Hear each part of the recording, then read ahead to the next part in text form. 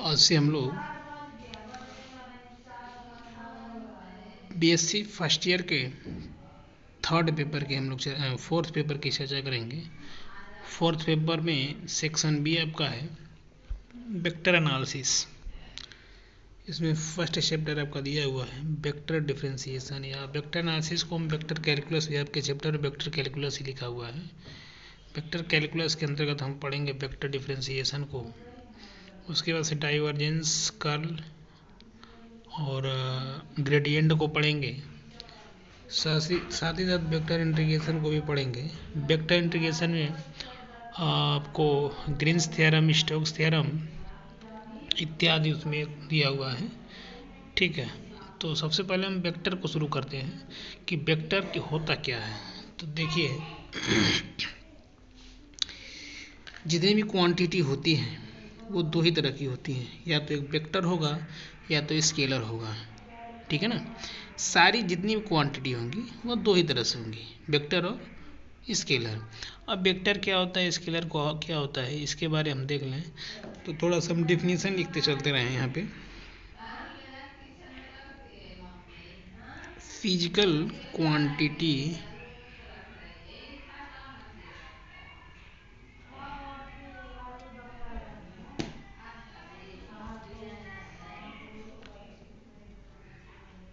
physical quantities are two type। कौन कौन से? स्केलर,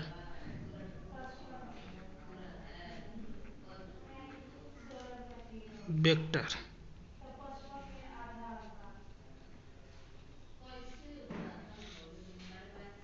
फिजिकल क्वांटिटी और two types, scalar and vector. जरा हम देख लेते हैं स्केलर क्या होता है।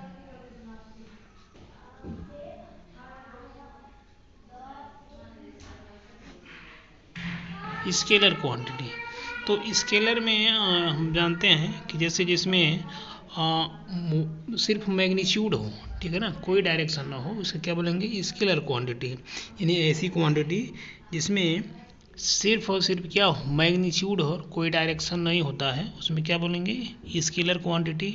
फॉर एग्जांपल में ऐसे मास हो गया, एरिया हो गया, वॉल्यूम हो गया, टेम्परेचर हो गया इत्यादि। वहीं अगर वेक्टर की बात कर लें तो वेक्टर ऐसा क्वांटिटी है जिसमें मैग्नीट्यूड के साथ साथ डायरेक्शन भी हो। ठीक है ना, यानी कि मैग्नीट्यूड अगर डायरेक्शन दोनों अगर क्वांटिटी में है तो वो क्वांटिटी कैसा होगा? वेक्टर क्वांटिटी होगा। जैसे वेलोसिटी हो गया, फोर्स हो गया, डिस्प्लेसमेंट हो गया, एक्सीलरेशन हो गया, ये सब क्या है? वेक्टर क्वांटिटी है। तो दोनों का डिफिनीशन लिख लेते हैं, फिर आगे हम चर्चा करते हैं। तो क्या लिखेंगे? स्केलर क्वांटिटी और those quantity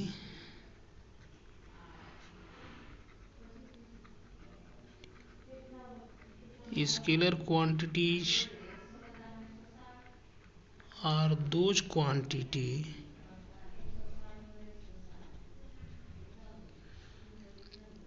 scalar quantities are those quantities which have only magnitude, which have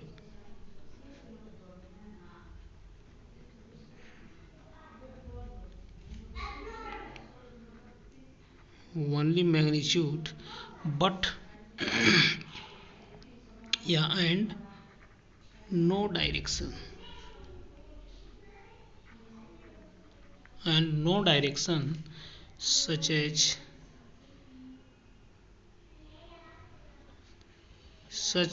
called scalar quantity।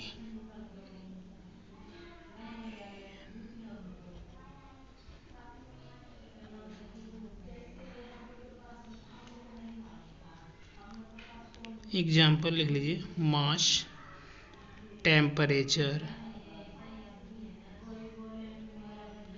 Temperature के बाद आप लिख सकते हैं एरिया, वॉल्यूम, ठीक है ना, ईटीसी, बहुत सारी चीज़ें होती हैं। ठीक, अभी हम बेसिक चीज़ें बता रहे हैं और इसके बाद हम अपने चैप्टर पे चलेंगे। जरा वेक्टर के जान लेते हैं जो हमको पढ़ना है इसमें। Vector,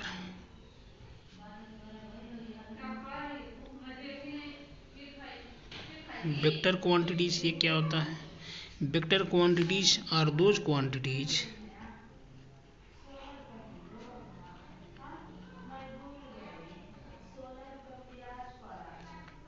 vector quantities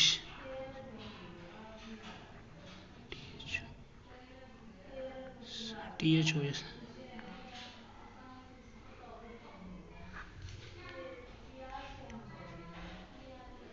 vector quantities are those quantities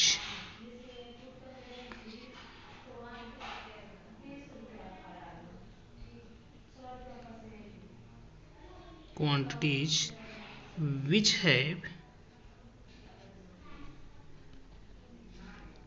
both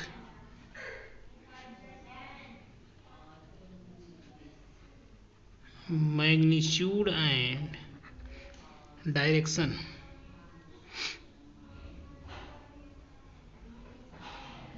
Magnitude and direction such as called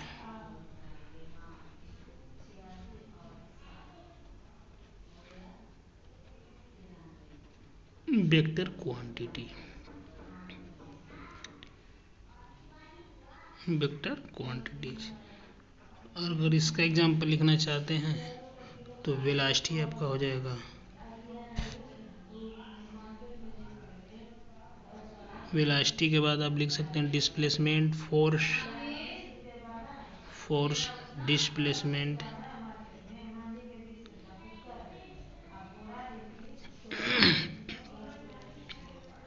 ठीक है. चलिए एक बार और इसको समझ लेते हैं. स्केलर का मतलब ये होता है जिसमें सिर्फ क्वांटिटी हो, मैग्नीट्यूड हो. जैसे मान लिया मास है. मास में क्या होता है, वो फिक्स है कि द्रव्यमान हमेशा नीचे ही आता है, ठीक है. उसका डायरेक्शन डिसाइड नहीं है, ठीक है. टेम्परेचर कोई डायरेक्शन होता ही नहीं है. लेकिन अगर वेलोसिटी की बात कर रहे हैं तो वो जाएगा तो किसी फिक्स वेग में ही जाता है. फोर्स किधर लगा रहे हैं, कोई टेबल पे वस्तु रखा गया है, उस पर फोर्स लगाएंगे तो उसका दिशा जो होगा वो जरूर इंडिकेट करेगा. डिस्प्लेसमेंट जो होगा वो जरूर डायरेक्शन को इंडिकेट करता है कि हमारा विस्थापन जो है कितने दूर कितने किलोमीटर किस साइड में लगा हुआ है, ठीक है ना. तो वेक्टर जो होता है वो क्या कहते हैं कि मैग्नीट्यूड और डायरेक्शन दोनों डिसाइड करता है. और स्केलर जो होता है सिर्फ मैग्नीट्यूड, इसमें परिमाण होता है, दिशा नहीं होती है, ठीक है. अब आइए आगे देखते हैं. इसमें ये चेक करना है कि कैसे मालूम करेंगे कि ये क्वांटिटी स्केलर है कि वेक्टर है. मान लिया हमने कोई ए लिख दिया, बी लिख दिया, तो कैसे हम इसमें डिसाइड करेंगे कौन स्केलर है कौन वेक्टर है. तो इसके लिए हम नोटेशन बता रहे हैं कि स्केलर क्वांटिटी जब भी लिखी जाती है तो इसको बोल्ड कर दिया जाता है, ठीक है ना. यानी कि जो बोल्ड होगा वो क्या होगा, वेक्टर होगा, ठीक है ना. जो बोल्ड लाइन में लिखा है, बोल्ड अक्षर में लिखा जाता है वो क्या होता है, वेक्टर होता है. और जो हल्के लेटर्स में लिखा जाता है वो क्या होता है, स्केलर होता है, ठीक. तो आप अपने बुक में देखेंगे ज़्यादातर बोल्ड में ही लिखा होगा. अगर बोल्ड में होगा तो वो वेक्टर है, बोल्ड में नहीं होगा तो क्या होगा, स्केलर होगा. या किसी बुक में आप देखेंगे ऐसे हल्के में ही लिखा है लेकिन ऊपर एरो लिखा होगा, ठीक है. अगर एरो में लिखा है तो क्या है, ये वेक्टर हो जाएगा. लेकिन अगर एरो में नहीं लिखा है तो क्या हो जाएगा, स्केलर हो जाएगा, ठीक है. तो इसका पहचान क्या हो जाएगा, ये बोल्ड होना चाहिए या एरो होना चाहिए. अगर दो सिंबल दिख रहा है तो आपका वेक्टर होगा. अगर नहीं इस तरह का कंडीशन है तो क्या होगा, स्केलर होगा, ठीक. अब आइए देखते हैं कुछ क्वांटिटी, कुछ कैरेक्टरिस्टिक्स हैं इसके स्केलर क्वांटिटी के. तो देखते हैं क्या होता है. चलिए, product of three vectors. A product involving three non zero vector known as triple product of vector. ऐसा प्रोडक्ट जो नॉन जीरो वेक्टर हो, थ्री नॉन जीरो वेक्टर हो, उसे क्या बोलेंगे, ट्रिपल प्रोडक्ट वेक्टर बोलेंगे. और ये ट्रिपल प्रोडक्ट वेक्टर जो होता है स्केलर में भी हो सकता है, वेक्टर में भी हो सकता है. अगर मान लिया स्केलर का दिया हो तो इसे लिखेंगे if vector A, vector B and vector C are any three non zero vectors, then vector A dot vector B dot vector C, vector A dot into bracket में vector B cross vector C और vector A cross vector B into bracket close dot C, ये भी वेक्टर ही है, is called scalar triple product and it is scalar quantities. Vector A dot vector B cross vector C can be written as vector A dot vector B dot vector C. ठीक है, कहने का मतलब ये है स्केलर को जो हमेशा डॉट प्रोडक्ट करते हैं, यानी कि जहाँ डॉट प्रोडक्ट होगा वो उसमें क्या होगा, स्केलर प्रोडक्ट ही होगा। जहाँ क्रॉस प्रोडक्ट होगा वो क्या होगा, वेक्टर प्रोडक्ट होता है। तो property of scalar triple product में देखते हैं कुछ प्रॉपर्टी इसके। तो मान लेते हैं वेक्टर ए दिया हुआ है, यदि vector A equal to a1i plus a2j plus a3k, ये आई जे के क्या है, यूनिट वेक्टर है। ठीक है, और वेक्टर v इक्वल टू दिया है b1i plus b2j plus b3k। अच्छा ये क्या है, ये स्केलर हो जाएगा। a1 a2 a3 क्या है, स्केलर है। b1 b2 क्या है, b3 स्केलर है। अच्छा वेक्टर c इक्वल टू क्या आ जाएगा, c1i plus c2j plus c3k। Then vector A vector B vector C equal to क्या लिखेंगे, a1 a2 a3 और डिटर्मिनेंट में b1 b2 b3 c1 c2 c3। इसे सॉल्व कर देंगे, जो रिजल्ट आएगा वो हमारा स्केलर प्रोडक्ट का रिजल्ट आ जाएगा। ठीक, अब ये कह रहा है सेकंड वाला properties, vector A dot vector B cross vector C equal to vector A cross vector B dot C, that is dot and cross can be interchange. इसमें ये कह रहा है अगर इस तरह का कंडीशन है तो डॉट और क्रॉस को हम क्या कर सकते हैं, एक दूसरे से इंटरचेंज कर सकते हैं। ठीक है ना, यही कह रहा है कि एक दूसरे से क्या कर सकते हैं, इंटरचेंज कर सकते हैं। अब इसमें मान लिया कोई साइक्लिक परम्यूटेशन दिया हो, ठीक है ना, 3 वेक्टर्स का कोई साइक्लिक परम्यूटेशन है, तो ये कह रहा है कि जो साइक्लिक परम्यूटेशन होता है वो कभी भी चेंज नहीं होता है। ठीक है, जैसे मान लिया A vector B vector C equal to B, यहाँ ए बी सी शुरू हुआ है, फिर vector B vector C vector A, ये इसके इक्वल होगा और ये इसके इक्वल हो जाएगा vector C vector A vector B. ठीक, एंड या अगर ए बी सी लिखते हैं vector A dot vector B vector C equal to, तो यहाँ पे देखिए ए सी बी, यहाँ पे अगर बी सी ए रहता तो माइनस नहीं लगता, यहाँ पे डायरेक्शन थोड़ा चेंज हो गया है ना, तो लिखेंगे vector A vector C vector B minus में, या इक्वल टू ये किसके बराबर हो जाएगा, ये देखिए minus vector A vector B vector A vector C. ठीक है, तो इसमें ये कह रहा है कि यदि कोई ऐसा साइक्लिक परम्यूटेशन हो 3 वेक्टर्स का, वो स्केलर ट्रिपल प्रोडक्ट हो तो चेंज नहीं हो सकता है, जबकि अगर उसका मैग्नीट्यूड जो होगा, ठीक है, अगर चेंज हो रहा हो तो उसका साइन जो क्या होता है, चेंज हो जाता है। ठीक, ऐसे बहुत सारे प्रॉपर्टी पड़े हुए हैं। जैसे मान लिया कोई प्रॉपर्टी अगर कोप्लेनर का है, वेक्टर ए वेक्टर सी अगर नॉन पैरेलल वेक्टर है और कोप्लेनर है, तो इसका मतलब ये होगा कि वो vector A vector B vector C ये इक्वल टू क्या हो जाएगा, 0 कोप्लेनर के कंडीशन में। ठीक है ना, ऐसे ही अगर आई जे के है तो हम लिख सकते हैं इसे यूनिट आई जे के इक्वल टू 1। ठीक, ये क्यों, क्योंकि डॉट प्रोडक्ट है। डॉट प्रोडक्ट में क्या होता है, आई इंटू आई की वैल्यू क्या होती है, 1 होती है, जे इंटू जे की वैल्यू 1 होती है। ठीक है, आगे देखते हैं। अब देखिए डॉट और क्रॉस प्रोडक्ट का हम बता दे रहे हैं मेथड कैसे प्रोडक्ट मल्टीप्लाई होता है। जैसे मान लिया वेक्टर ए दिया हुआ वेक्टर ए डॉट ए, ठीक है, this imply that vector B dot vector B, this imply that vector C dot vector C. ठीक है, ये इसकी वैल्यू क्या होती है, 1 होती है। ये ऐसा क्यों होता है, जैसे हम कोई अगर वेक्टर ले लेते हैं, जैसे मान लिया वेक्टर ए है a1 i plus a2j plus a3k।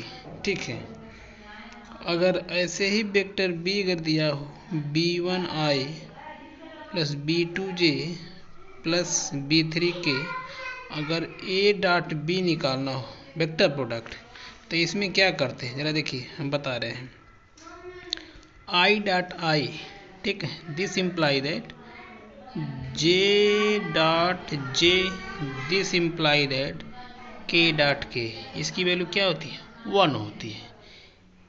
लेकिन i dot j equal to j dot k, this imply that k dot i, इसकी वैल्यू क्या हो जाएगी 0 हो जाएगी। ठीक है, ध्यान से देखना है क्योंकि बहुत इंपॉर्टेंट चीज बता रहे हैं। i dot i, this imply that j dot j, this imply k dot k, यानी कि कोई यूनिट वेक्टर का उसी यूनिट वेक्टर में डॉट प्रोडक्ट द्वारा मल्टीप्लाई हो तो उसका वैल्यू क्या होता है 1 होता है। बट डिफरेंट अगर हो जाए, जैसे i डॉट j हो जाए, j डॉट k हो जाए, k डॉट i हो जाए, तो इसकी वैल्यू क्या हो जाएगी 0 हो जाएगी। ठीक है, ये किसमें है डॉट प्रोडक्ट कंडीशन में, यहाँ लिख दीजिए डॉट प्रोडक्ट। ठीक, अब क्रॉस में आ जाइए।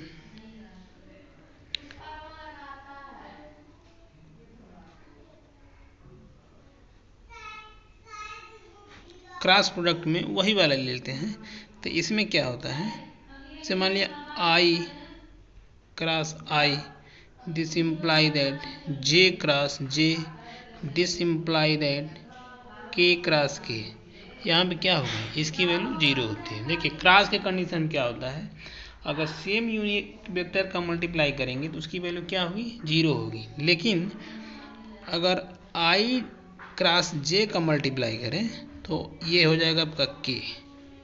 ठीक है, और j क्रॉस k का मल्टीप्लाई कर दें तो ये हो जाएगा i, और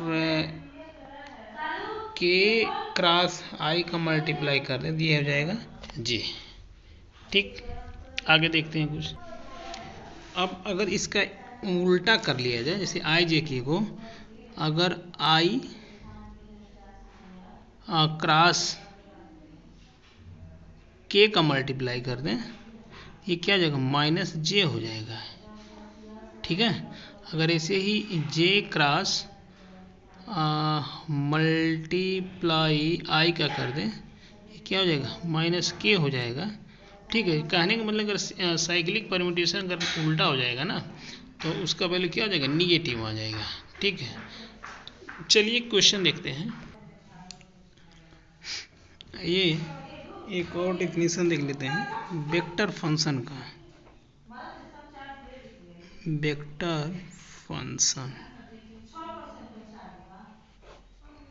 वेक्टर फंक्शन में क्या लिखेंगे, if the scalar function, if the scalar function ft is associated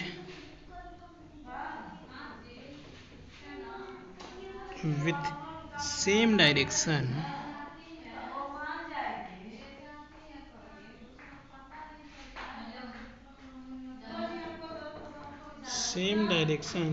then this function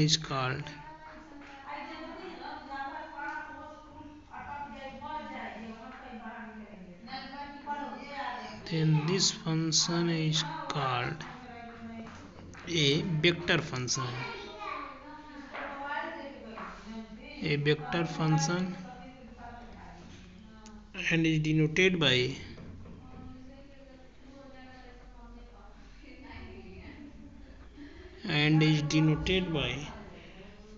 ft and defined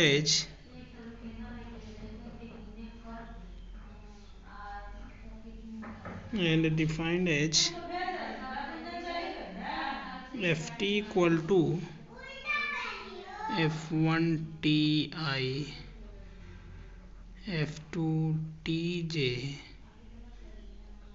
f3tij k। ठीक है, तो ये हमारा ये आपका निकलता है where vector r equal to, यहाँ से निकलेगा x i plus y j plus z k, यानी कि पोजीशन वेक्टर से। ठीक है, अब यहाँ से अगर हमको टी के रिस्पेक्ट में करना हो डिफरेंशिएशन, तो d r upon d t equal to d x upon d t i d y upon d t j plus d z upon d t k. ठीक है ना, इसको टी के रूप में डिफरेंशिएट करते सकते हैं। तो आज हमने बेसिक टर्म को पढ़ा और बेसिक की चीज़ें जो भी था हमने इसको सीखा। एक क्वेश्चन इस पे कर लेते हैं, थोड़ा सा और आसान हो जाएगा। क्वेश्चन मेरा कुछ ऐसे है, find the derivative of vector, find the derivative of vector function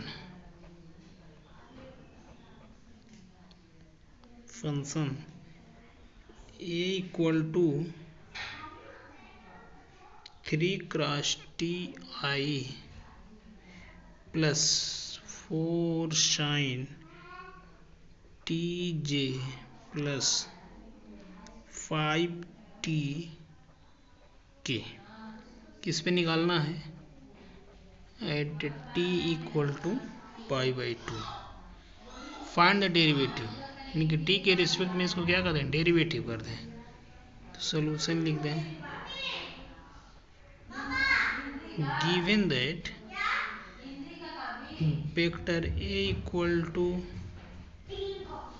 3 cross t i 4 sine t j 5 t k. अब टी के रूप में डिफरेंशिएट कर दें, D I double F E R E N, differentiating with respect to t, we get dA upon dt, ये हो जाएगा 3, cos को लिखेंगे तो minus sine t i, 4 sine का क्या हो जाएगा कास टी जे प्लस 5 के। नाउ अब हमको वैल्यू किस पे निकालनी है, टी इक्वल पाई बाई 2 पे। तो लिखेंगे D A upon d T और यहाँ पाई by 2। This imply that -3 sine pi by 2, T की जगह रख देंगे sine pi by 2 I plus 4 काश पाई बाई 2, यहाँ पे हो जाएगा जे प्लस ये वैल्यू क्या हो जाएगी 0 हो जाएगी। This imply that sine pi by 2 केवल 90 अंश यानी कि -3i प्लस यहाँ पे लिख दीजिए 5k plus 0 j plus 5k। This imply that -3i plus 5k। ठीक, ये हमारा रिजल्ट आ गया। तो आज कुछ बेसिक चीज़ें चल रही थी, कल हम अपने टॉपिक पे आएंगे और कुछ इम्पॉर्टेंट क्वेश्चन को लेके आएंगे जिससे आपको एग्जाम में हेल्प मिले। ठीक है, आज के लिए इतना ही, धन्यवाद।